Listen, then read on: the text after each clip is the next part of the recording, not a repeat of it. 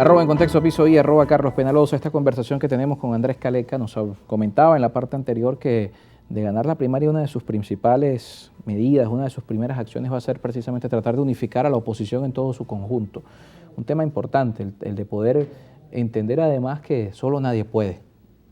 Hoy no hay, viendo lo que pasó el 21 de noviembre en las elecciones de gobernadores y alcaldes, no hay una fuerza política que por sí sola le pueda ganar al oficialismo, y eso obliga precisamente a la unidad de los sectores. Este fin de semana, hablando de la unidad para pasar a ese país que le preguntaba Andrés Caleca cómo lo ve en 2024, de ganar la presidencia a alguien de la oposición, este fin de semana una caricatura de Roberto Weir en redes sociales generó una controversia interesante en los medios de comunicación y por supuesto precisamente en Twitter, donde plasmaban precisamente esa visión de las encuestas, que son una fotografía del momento, de la candidatura de María Corina Machado, muy por encima en esa imagen de las demás candidaturas, el caso de Capriles y el caso de otros, pero agregaba el componente de que este sector de la oposición le hace el juego al gobierno.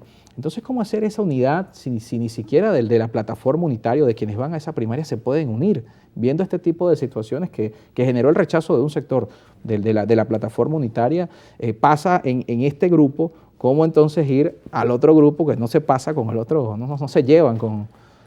Bueno, en primer lugar, menos mal que no salí yo en la caricatura esa, en ningún lado, ¿no? Pero en todo caso, es una caricatura, señores. O sea, ¿qué puede importar? ¿Qué importancia política determinante para unir o desunir un sector de la oposición frente a un problema tan grave que tiene el país puede significar una candidatura, una caricatura, perdón? Yo creo que se ha generado una diatriba inútil, pues en este sentido. Sí pienso y ratifico, es necesario unir al país mucho más allá de los partidos. La elección del 21 de noviembre, del año 21, perdón, sí, en noviembre, que tú acabas de recordar, demuestra que la votación de todos los partidos de la oposición superó a la votación del polo patriótico. Sin embargo, el panorama político, el mapa se tiñó de rojo porque íbamos divididos. Eso no puede volver a ocurrir.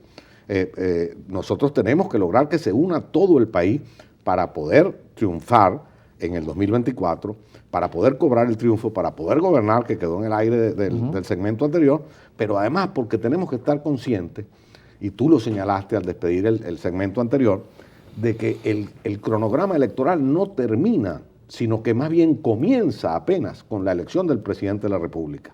El 23 de enero, quien reciba la banda presidencial, que aspiro a ser yo, por supuesto, inmediatamente tiene que recibir un país que está en proceso electoral, que sigue en las elecciones. Hay que elegir en el año 2025 en la Asamblea Nacional, hay que elegir a los gobernadores, hay que elegir a los alcaldes, a los CLEP regionales y a las cámaras municipales. Es decir, toda la institucionalidad está en juego durante el año 25.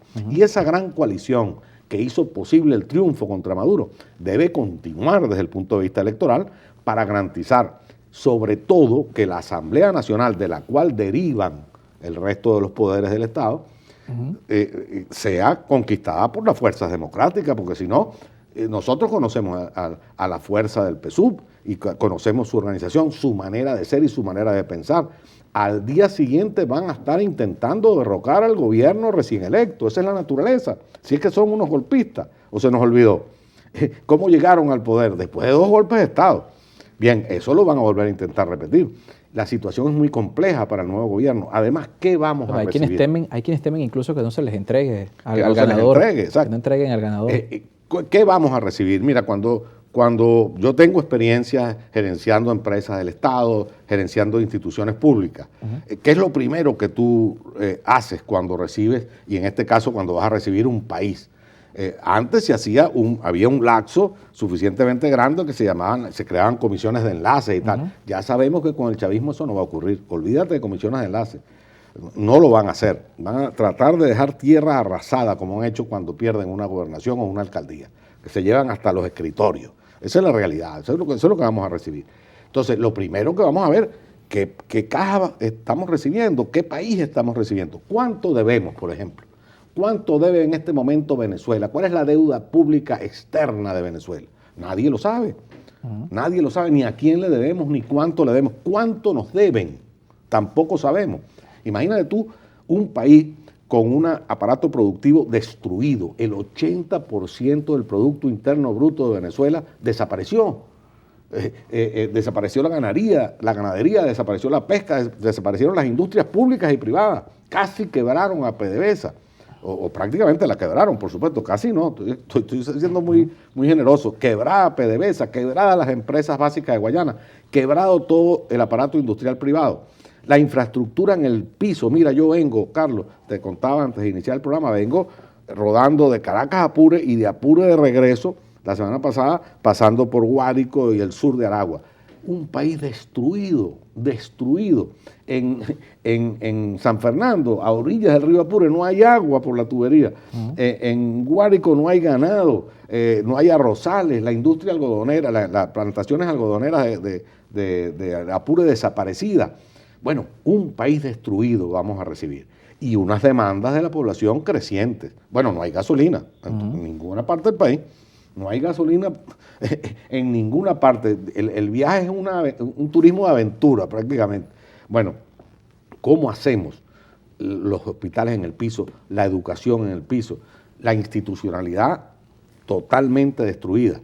Bueno, ese es el problema que vamos a recibir. ¿Cómo podemos gobernar un país si no estamos unidos? Ese 80% de venezolanos que está convencido de que hay que refundar la república y redemocratizar la nación, que hay que reinsertar a Venezuela en el sistema financiero internacional, que hay que atraer la inversión extranjera, que hay que atraer la inversión de las multilaterales, que hay que generar confianza. Bueno, nos necesitamos todos. Claro, pero un paso importante es decirle a la gente que ese es el país que viene, porque vemos candidatos ofreciendo salarios. Ofreciendo Dubái. Ofreciendo $2.500 a los maestros, $400 de sueldo. Yo les digo a todas las personas que tan amablemente me van a escuchar en cada una de las visitas en el interior del país, les digo, el candidato que venga aquí a ofrecerles que en el próximo gobierno van a convertir a Venezuela en un Dubái, es un mentiroso, no le crean, sáquenlo de aquí, porque el próximo gobierno tendrá que ser un gobierno de transición, un gobierno que tiene que recuperar el aparato productivo para poder superar la pobreza. Mira, el 80% de los venezolanos viven en niveles de pobreza, eso es insostenible. Un gobierno que va a tener que recuperar la infraestructura, como ya hablamos, es decir, un gobierno que tiene que sentar las bases para que el próximo gobierno pueda desarrollar a Venezuela. Y una de las tareas más importantes, una de las tareas históricas más importantes que tendrá el próximo gobierno es precisamente poderle entregar el poder 6 años después, o antes si es que el país se pone de acuerdo en eso, a un nuevo gobierno electo pacífica, democrática y constitucionalmente, traspasar la banda presidencial en paz. Si eso ocurre, ya ese gobierno, que espero presidir yo, pasará a la historia. Ese es el papel del próximo gobierno. Recuperar la institucionalidad del país, recuperar el tejido social, recuperar el aparato productivo y sobre todo atender las realidades urgentes. Yo he propuesto, está bien, hay que abatir la pobreza. No hay manera de abatir la pobreza si no es con trabajo digno, estable y bien remunerado. Para que haya ese tipo de trabajo tiene que recuperarse el aparato productivo, pero eso tarda. Claro. Eso son más 2, con un 3 Estado años. que no se sabe su capacidad no sabemos financiera. su capacidad financiera, sabemos que no la tiene, es más. Bueno, yo he propuesto un programa, Venezuela sin hambre, que debe durar por lo menos los 2 primeros años, porque es que los niños se nos están muriendo desnutridos, los ancianos se nos están muriendo desnutridos. El problema de la desnutrición en Venezuela es un problema gravísimo. Es una africanización, entre comillas, no quiero ofender a los africanos, que además ya se están saliendo de ese problema, que estamos entrando nosotros en el siglo XXI, ya África está saliendo de ese problema mientras nosotros estamos entrando. Hay que atender a esa gente.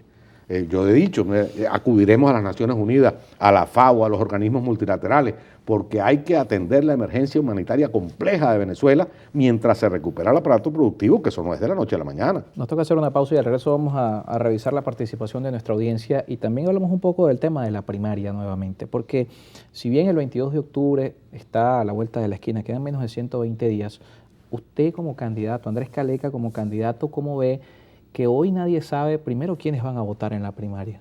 Segundo, dónde se va a votar en la primaria. Y tercero, ¿en qué alcance tiene esa primaria? ¿Cómo a nivel político se organizan o de alguna manera se prevé un escenario en el que es una primaria incierta. Hoy no hay nadie dentro de que los que son candidatos, de los que son de la estructura política, que sepa cómo se va a hacer esa primaria. Y estamos a menos de 120 días. Lo conversamos luego de la pausa con nuestro invitado y también leemos sus comentarios. @en contexto piso i, @Carlos Penalosa y el WhatsApp 0412-700-7606.